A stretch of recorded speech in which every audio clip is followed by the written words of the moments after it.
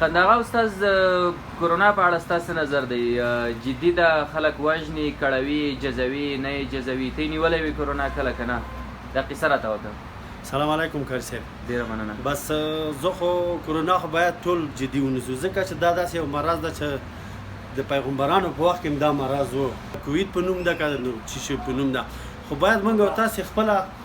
دا جدي په دې ونیسو چې روزانه وینو په سترګو کله 40 جنازې اعلان کړي کله 50 جنازې اعلان کړي باید چې جدي ونیسو فاصله ونیسو او څه چې مثال شرایط د کرونا هغه باید ځان باندې تطبیق کړو خصوصا ماسک او دا شی وکاروو ماسک او فاصله او دغه څه چې هغه بس دا باید ځان باندې تطبیق کړو. تاسو سره دلته چې دا نور ملګري دي کارکوونکي تاسو هم کار کوئ او هغوی هم کار در سره کوي تاسو دا سپارښتنې ورته کوئ چې حتما ماسک وکاروئ یا مثلا یو بل ته لاس مه ورکوئ؟ دا خو د مشرانو او د ډاکټر صاحبانو د وزارت صحت عامې دا خو هره ورځ یا اورو په فیسبوک هم اورو په تلویزیون هم چې باید فاصله ونیسئ او ماسک وکاروئ لاسونه ووینځئ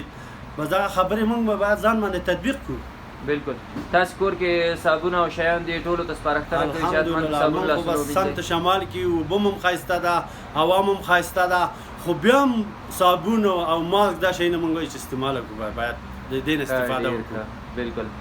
نور دلته په ښار کې عموما وضعیت څنګه دی خلک ماسک او شیان ډېر کاروي که نه؟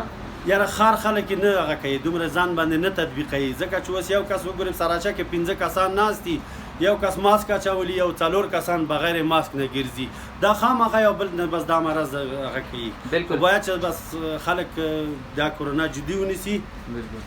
او ځینې خلک داسې فکر کوي چې نه دا مسلمانان نه نیسي دا مرض او د وبا په اړه باندې یعنې داسې فکر لري ستاسې نظر څه دی؟ دوی وایي چې دا وبا ده یوازې کافران نیسي مسلمانان نه نیسي. دا خو د زموږ د پیغمبرانو په وخت کې هم دا مرض و که نبي علیه السلام ویلې چې که دا مرض هغه کلي کې و تاسې هغه کلي ته مه ځئ. دا نبي علیه السلام د خولې حدیث ته وایي چې هغه کلي کې چې دا وبا مرض و تاسې هلته تګ راتګ مه کوئ بس ځکه دا نور مسلمانان به ونیسي. یعنې ټول خلک دا نیسي یوازې داسې نه ده چې کافران نیسي بس مرض دی وبا دا چې عمر پاخه کسان دوی خو باید جدي دا خبره بس ځان باندې تطبیق کړي. بالکل. ډېره زیاته مننه خوشحاله اوسئ. قاري صاحب تاسې مصروف هم یئ که لږ داسې په منډه مو د کرونا په اړه باندې یو څه وویل راته ځینې خلک په دې باور دي هغوی داسې فکر کوي چې کرونا یوازې د کافرانو لپاره ده او مسلمانان نه نیسي دا ناروغي ستا نظر څه دی؟ دا خبره بیخي غلطه ده مرض چې د هغه کافر او مسلمان نه پېژني هغه چې د هنر او هغه تابع یا ځان ساتنه پېژني لکه څنګه چې اوبه مسلمان او کافر نه پېژني هنر پېژني هغه هنر په واسطه سره کولی شي ځان وژغوري له اوبو نه همداسې کرونا مرض هم عقیدتي هغه کوم منځ کې هېڅ مطرح نه ده ټول نیسي واړه زاړه غټ او ټول نیسي په دې برخه کې باید خلک جدي پاملرنه. بالکل. ځینې خلک د دې واکسین په اړه باندې داسې نظر لري چې دا باید ونشي او دا په راتلونکي کې داسې عقیده د انسان خرابوي ځینې خلک په دې باور دي. بالکل لره پراتو سیمو کې بالکل همدغه عقیده ده لکه څنګه چې د پولیو واکسین په اړه باندې منفي تبلیغات کېدل همدغسې کمپیانې فلج کړل او وی وژل همداسې د کرونا واکسین په اړه منفي تبلیغات کېږي حال دا چې دا هېڅ منفي افیکټ نه لري اثر نه لري دا ډېر مفید ده دا باید وشي چې په هر قیمت وي باید وشي خلک دې برخه کې باید ډېر زیات جدي وي. په نوره نړۍ کې خلک واکسینونه جوړوي موږ ته ویډیا رالیږي او دلته خلک په ارزښت نه پوهېږي هېڅ په ځان نه تطبیق کوي. زموږ یو ملګري پوسټ هم کړی و په دې اړه باندې ویلي ول چې خلک وایي چې بیا د اولاد نه کېږي چې واکسین وکړي دا خبره بیخي غلطه ده. بیا یې غور ته لیکلي ول چې ته به داسې آینشتاین او نیوټن وزېږوې. بالکل یعنې دا ډېر منفي تبلیغات دي چې د نورو خلکو په روح او روان باندې هم تاثیر کوي هغوی هم له دې شي نه په فاصله کې واقع کوي او دا نه باید داسې وشي. بیا هغه کسان چې لله الحمد لوستي دي او پوهېږي هغوی په ځان هم تطبیق کوي او نور خلک هم وهڅوي چې دا شی مراعات کړي. بالکل. عموما په ښار کې به تا لیدلي وي چې ډېر خلک د ماسک او شی نه کاروي مثلا د موږ عمومي ترانسپورټ کې ځو راځو په 100 کسانو کې هم 2 کسانو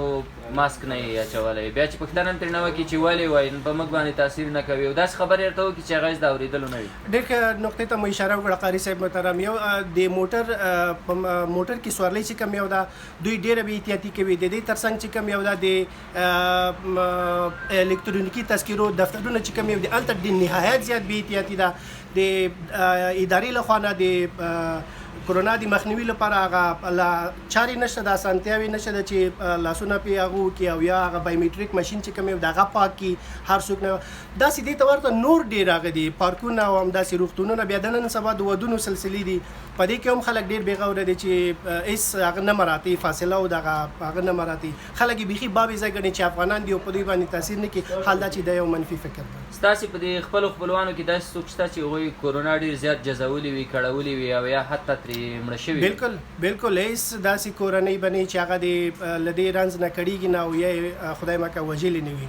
نه یوازې د موږ د کورنۍ بلکې د ډېرو نورو دوستانو نه همدغه پرون ورځ هم موږ یو نفر د همدې وبا مرض له امله بیچاره چې وفات شوی و هغه خاورو ته مو سپاره زموږ او ستاسې نږدې ملګری مصطفی او استاد مصطفی عمرزی خدای دې وبخي هغه یعنې باور که چې هېڅ باور مې نه راته او هغه د همدې کرونا مرض د وجې نه بل هېڅ کم هغه نه و نو خلک باید په دې برخه کې ډېر جدي واوسېږي او خپل ځان ساتنه وکړي تر څو هم ځان او نور خلک له دې وبا مرض نه وژغوري ډېره زیاته مننه ډېره مننه قیس صاحب سلامت شکر ورته